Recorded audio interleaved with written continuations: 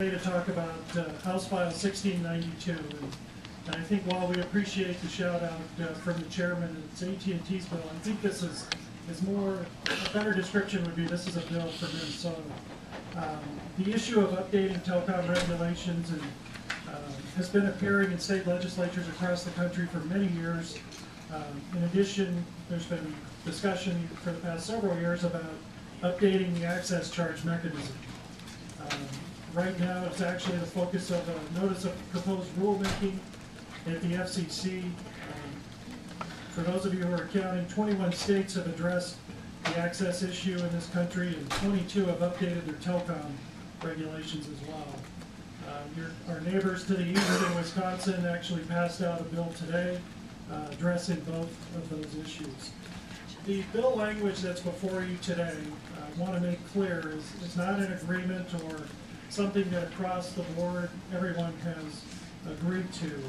I want to point out that it's more of a discussion piece in a way for these efforts to move forward. There's parts in this bill and the language that's in front of you that appeals to some of the companies and not to others. There's parts of this that are supported by most of us, and there's others that others don't agree to. Some of the companies that have participated in the discussions have been interested strictly in access reform, and others have been interested in updating the telecom regs in Minnesota. And then some have just been interested in preserving the status quo. Last year, almost to a day, this same committee heard a presentation on access charges and the mechanism, and from that committee we set out to try and find some common ground in discussion. And since that hearing last year and over the past year, there's been a lot of meetings between different sectors of the telecommunications industry. There's been local telephone companies, there's been long distance companies, there's been wireless companies, and there's been cable companies involved in these discussions. And the intent of those efforts was to try and find some common ground and to put those efforts forth to reach consensus among all the groups to address these important issues. Have a bill that this legislature can hear, debate on, and ultimately pass out and have the governor sign. And it's also key as well to understand that if we're in agreement with a number of companies, industries, or parts of the industry and different interests, it's going to be impossible to have everybody 100% happy. And I think in my experience, it's always been clear that generally legislation that passes, if a company, if your interests are, if you're 80% happy in a particular bill or with some language, that's a pretty darn good day. Unfortunately, after a year's worth of discussions with a lot of companies, we haven't moved the needle much. As I mentioned, what's in front of you today is something that we want to work on and continue to work on because we feel it's ultimately important for Minnesota.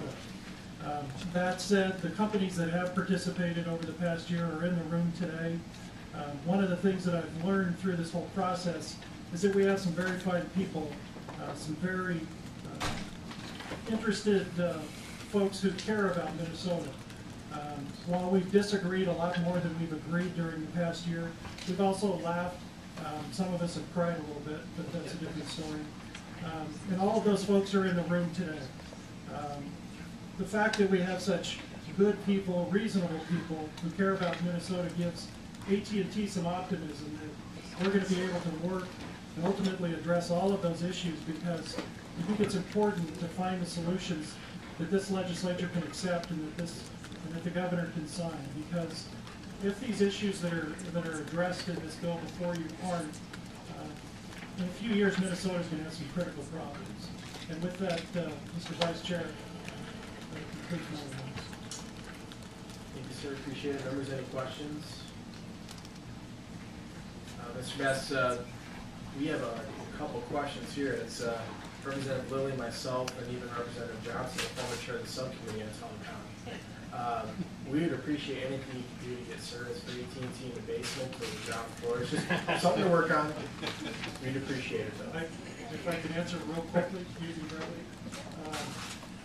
There's only one company that is allowed to have their equipment inside of the Capitol complex. The other providers are not allowed to place their equipment. So if you're a customer of a company that rhymes with hint, you've got great service in here. The rest of us is margin. Verizon? Thank you, Mr. Mayor. Appreciate it. Any other